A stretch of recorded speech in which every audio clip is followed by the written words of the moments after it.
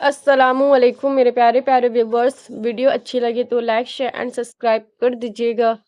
ہمیں کب خاموش رہنا چاہیے؟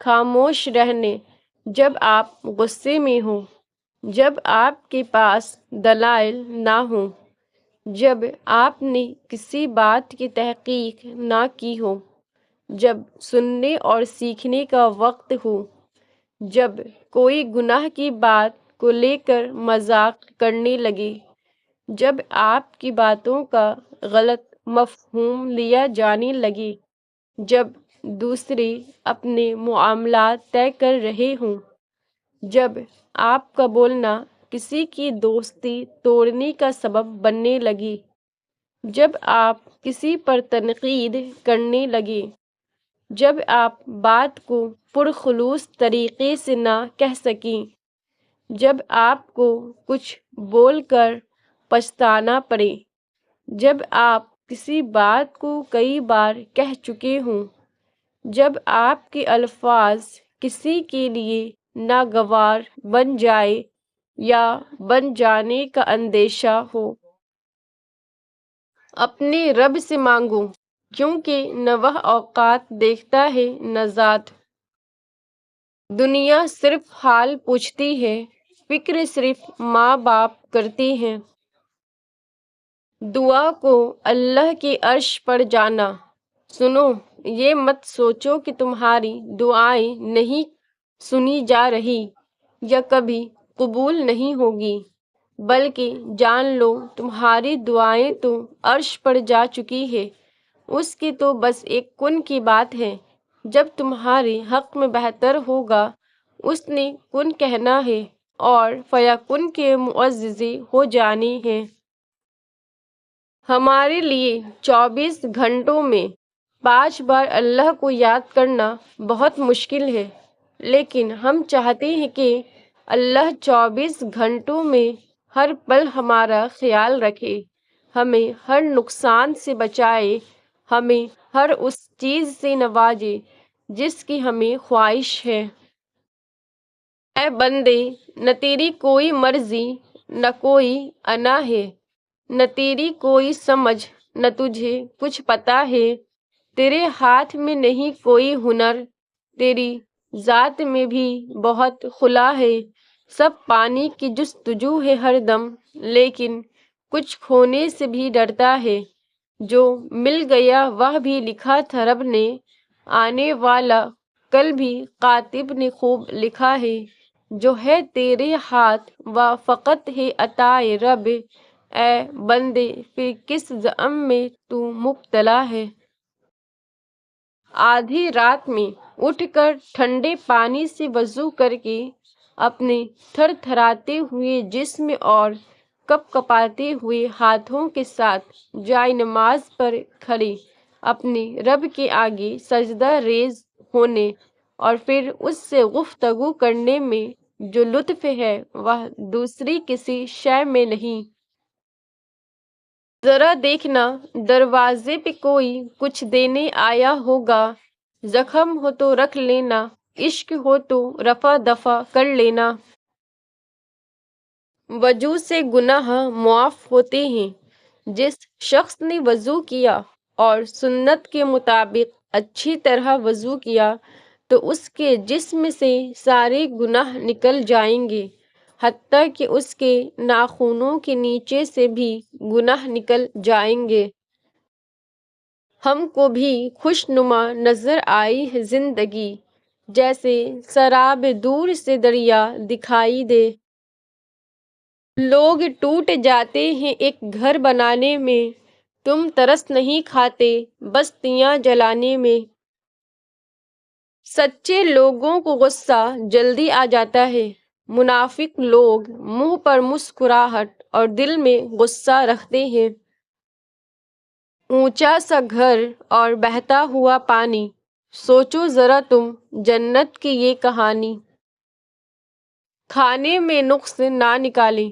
نبی کریم صلی اللہ علیہ وسلم نے کبھی کسی کھانے میں عیب نہیں نکالا۔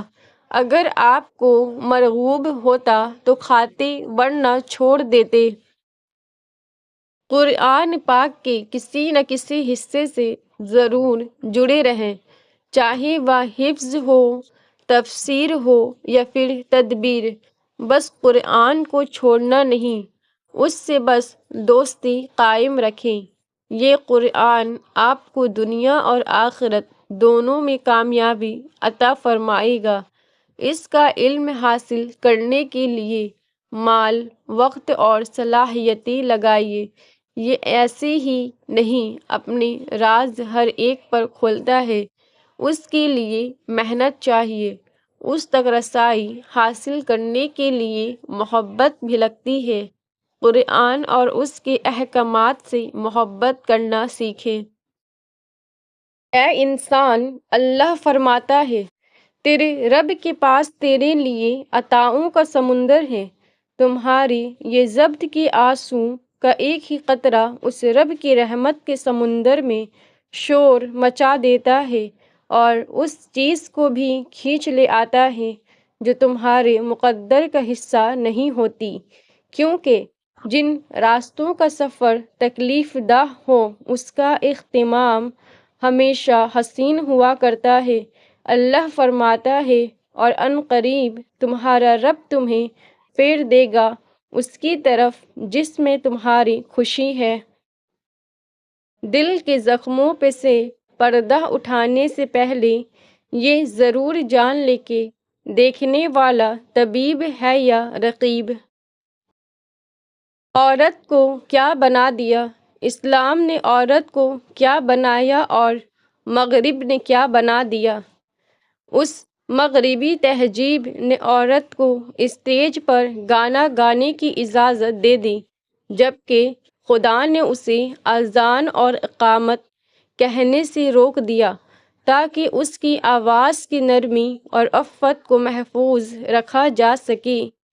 کافروں نے اسے اسٹیج پر اداکاری کرنے کی اجازت دے دی، جبکہ اللہ نے ان پر جمعہ کی نماز یا باجماعت نماز بھی فرض نہیں کی تاکہ عزت کو محفوظ رکھا جا سکے۔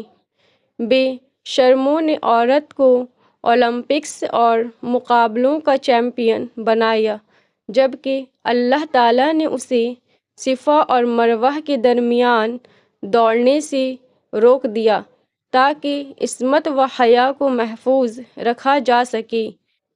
وہ عورت کو کھیل دیکھنے اور کھلاڑیوں کی حوصلہ افزائی کے لیے اسٹیڈیم میں فضائی کے لیے اسٹیڈیم لے گئے، جبکہ اللہ نے عورت کو دین کی حمایت کے لیے بھی جہاد پر نکلنے سے منع کیا تاکہ اس کی نسوانیت اور عفت کو محفوظ رکھا جا سکے۔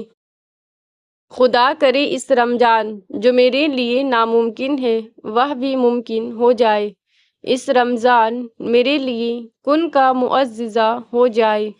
اس رمضان میرے تمام زخموں کو بھر دیا جائے، میری خطاؤں کو بخش دیا جائے۔ اس رمضان جو لا حاصل ہے وہ حاصل ہو جائے۔ اس رمضان میں جو مانگوں وہی مجھے دے دیا جائے۔ اس رمضان مجھے میرے صبر کا بہترین پھل مل جائے اور جنت مجھ سمیت آپ سب کے لیے واجب ہو جائے۔ اللہ پاک ہماری تمام نیک خواہشات پوری فرمائے، آمین ثم آمین۔ رسول صلی اللہ علیہ وسلم نے فرمایا، میں جنت میں تھا کہ مجھے کسی کے قرآن پڑھنے کی آواز سنائی دی۔ میں نے پوچھا، یہ کس کی آواز ہے؟ مجھے بتایا گیا کہ حارثہ بن نعمان کی۔ آپ صلی اللہ علیہ وسلم نے فرمایا، والدین سے نیکی کرنے کا ایسے ہی صلہ ملتا ہے۔ حارثہ بن نعمان سب سے بڑھ کر والدہ کے ساتھ نیکی کرتے تھے۔ خوشیوں کا تعلق دولت سے نہیں ہوتا۔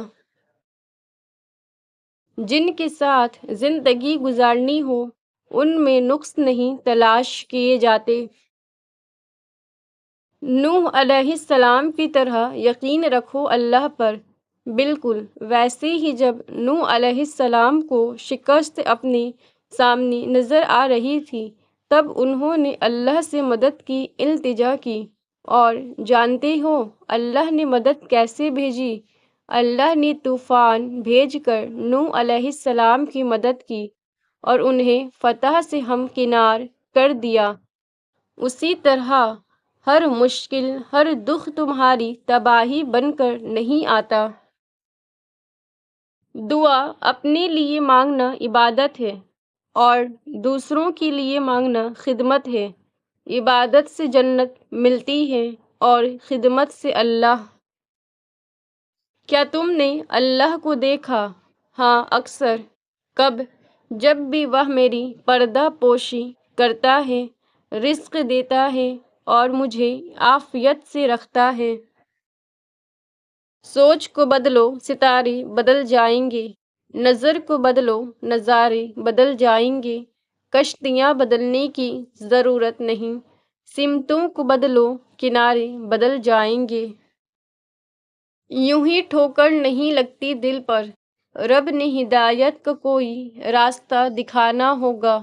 اگر رب کو بسانا ہے اس سیاہ دل میں، طوفانی خواہشات کا ہر بت دفنانا ہوگا۔ اگر دل کا آئینہ رہتا ہے گرد آلودہ، تو اخلاص کے نور سے اسے چمکانا ہوگا۔ نہ جانے کیا لکھا ہے نامہ تقدیر میں، رب ہی جانے اس نے کیسے آزمانا ہوگا۔ یہ دنیا تو بس ایک شاہراہ ہے جس سے گزر کر سب کو برزخ میں جانا ہوگا۔ نیک و بد اعمال کے ذرائع ہیں سب یہاں، ہر مسافر کو اپنا زاد رہ خود ہی کمانا ہوگا۔ بمطابق اعمال کے ملیں گی آخروی منزل، کوئی رہے گا نہ رہے، کوئی جنت کی طرف روانہ ہوگا۔ اللہ کی ٹائمنگ پرفیکٹ ہے۔ کوئی 18 سال کی عمر میں شادی کرتا ہے اور اپنے ہم سفر کا محبوب بن پاتا ہے۔ کوئی 30 کی عمر میں شادی کرتا ہے اور عمر بھر کا ساتھ پا لیتا ہے۔ کسی کی پڑھائی 22 سال تک مکمل ہو جاتی ہے لیکن جاب نہیں مل پاتی۔ کسی کو دیر لگتی ہے مگر ساتھ ساتھ جاب لگ جاتی ہے۔ کچھ لڑکیاں شادی سے پہلے فائنینشل پرابلم دیکھتی ہے اور کچھ شادی کے بعد۔ آپ نہ تو وقت سے پہلے اور نہ وقت کے بعد ہوتے ہیں، آپ بس اللہ کی پرفیکٹ ٹائمنگ پر چل رہے ہوتے ہیں۔